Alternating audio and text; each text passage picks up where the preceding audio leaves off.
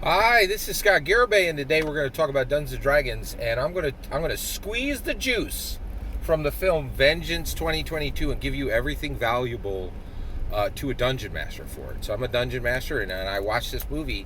I watched it through the eyes of a dungeon master. It's saying, hey, what can I learn from this tale? What can I learn from this narrative vessel? Right? What can I take from it to make my Sunday game better and to run a better game for my players? And so I'm going to share that with you. I'm going to share my Dungeons and Dragons review of the movie Vengeance 2022.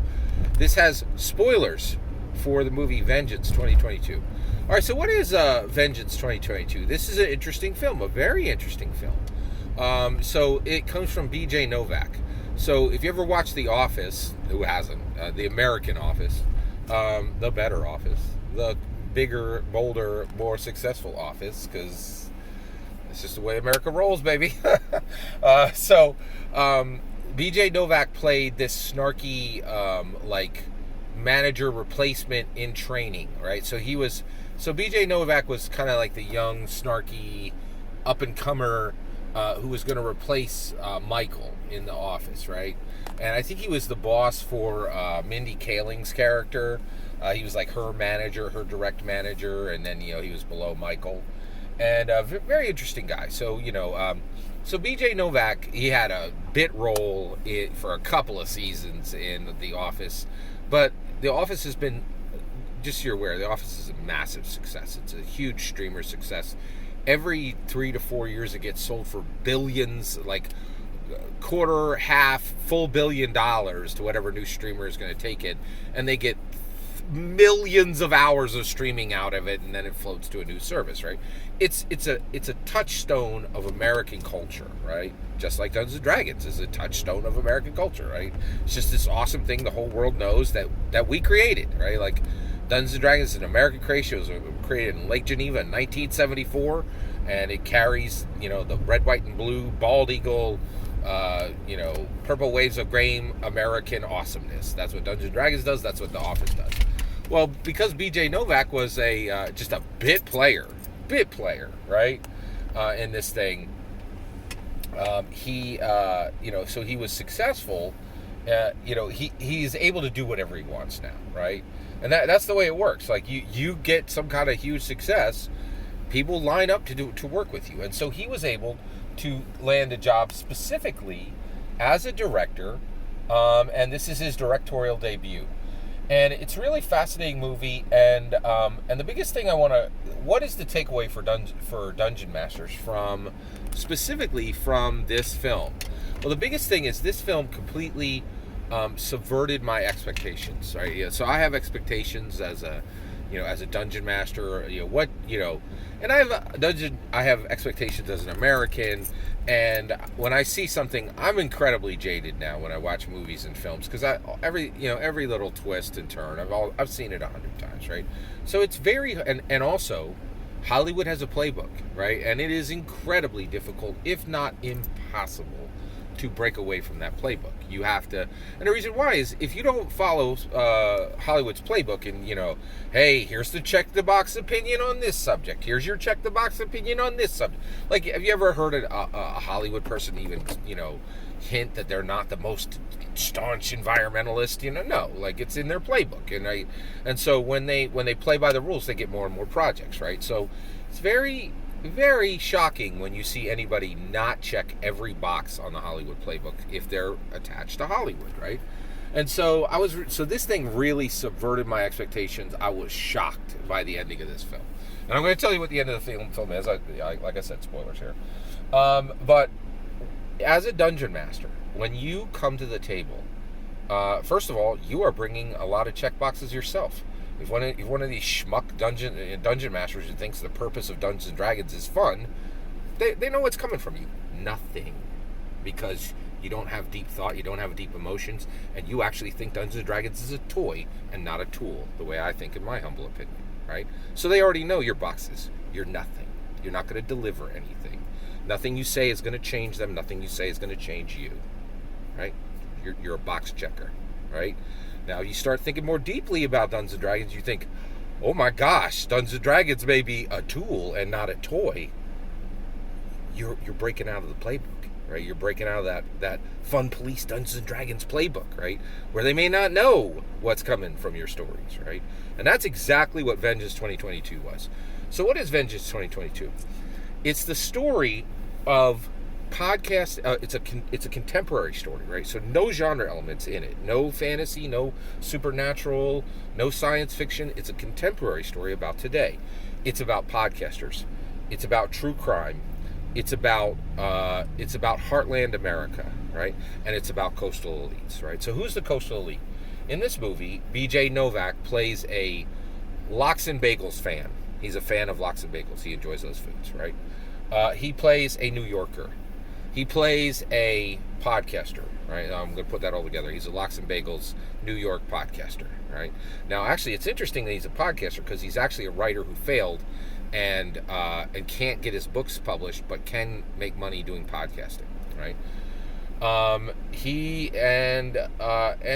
That's another thing. He's also just a pure, unmitigated garbage human being, just a monster of a human, just horribly villainous monster person. Which now Hollywood doesn't know any better, and B.J. Novak doesn't know any better. There's this experiment happening in Dungeons and Dragons. Are we going to remove alignment? Right? Do we no longer know the difference between good and evil? Right? That experiment's already run by Hollywood, and they no longer 100% no longer understand the difference between good and evil. So this B.J. Novak's character is presented as a protagonist. He's actually a deep villain, right? But that's okay. B.J. Novak's, he is Hollywood, right? He does subvert Hollywood ideas in his, but B.J. Novak's a Hollywood person, right? And so they don't really have any concept of good or evil generally at the macro Hollywood level. There's always exceptions to everything, but at the macro, at the 51% level, no, Hollywood ain't gonna know good from evil. So he's presenting an evil character as a neutral or a good character, just because he doesn't know any better. That's just B.J. Novak, right? And all of this is my humble opinion, right? Other people could say different. All right, so you got a Lox and Bagel New York podcaster, right? He goes to Texas. He sleeps with a girl once, and he even says it in the phone. She was just a girl in my phone. He has intimate relations with a woman, takes an action which they could have a child from, which normally would be attached only to wedlock, and just uses her as a throwaway piece of garbage human. Like he uses her like a disposable trash. He uses this woman like disposable trash, right? And so he has this time of intimacy with her, which he puts no value on, and she ends up killing herself over it, right? And self-deleting over it. Horrible, right? And so he goes down, and then her brother asks him to come to the funeral in Texas. The brother has to lie to the Lox and Bagel, and this is a fiction story, but all the elements are very close to reality, right? So it's one of these like, yeah, that's a fiction story, but man, some of that stuff is actually most of that stuff has actually happened, right? So her brother lies to him to get him to come down to the funeral. He comes down to the funeral, and now it's Lox and Bagel's New York podcaster, Coastal Elite, meets gun-toting, Bronco-riding Texan, right, Heartlander, right? And it just goes from there. And then B.J. Novak needs to solve a mystery of what happened to this girl. How and why did she die, right? And the Bronco-riding, gun-toting Texan brother of Abilene, the girl who died, he has to solve her murder, right? This movie was so brilliant. One of the things that blew me away was it told the rules of true crime podcasts. True crime podcasts is an industry, and it has this very strong unwritten rule. I'm fascinated with unwritten rules. If you don't know, hockey has probably more unwritten rules than any other game. There are rules that every single player knows and abides by, right? And sometimes they'll get broken, but everybody knows it was broken, but they're written nowhere. And there's some unwritten podcast rules. Now I'm going to tell you what in my opinion those podcast rules are. I want you to be very clear. I'm saying these are the rules. I'm not saying these should be the rules. These should not be rules. These are horrendous. This is evil of humanity in full, right? But the movie goes head on at this. Lox and Bagel, New York podcaster, the name of his podcast in the show, and he's doing a podcast about the death of this girl, Aveline, who he had a one-night stand with, who he's really 100% responsible for. I would actually, he's 99% responsible for her self-deletion death, in my humble opinion. And I think the movie fully backs that up if you watch it.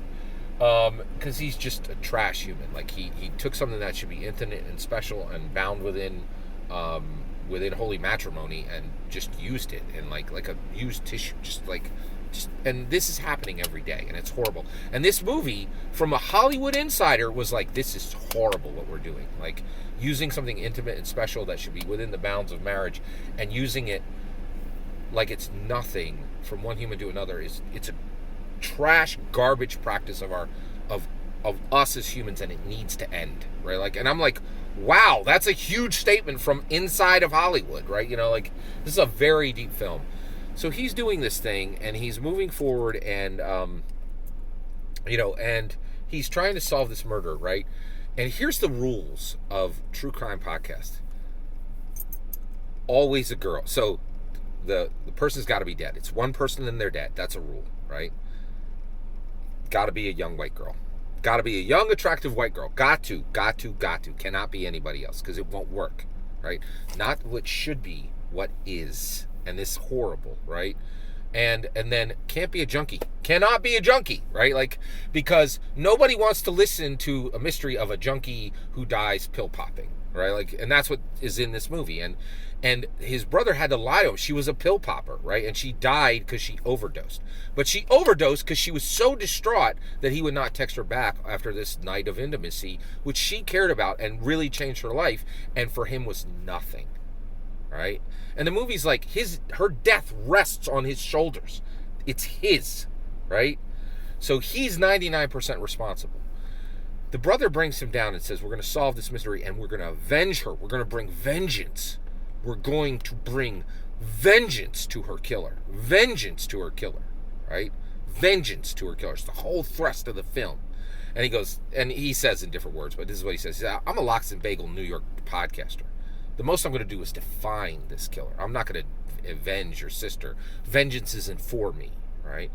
And at the end of the film, they solve the mystery. They find her drug dealer, who is 1% responsible for her death, right?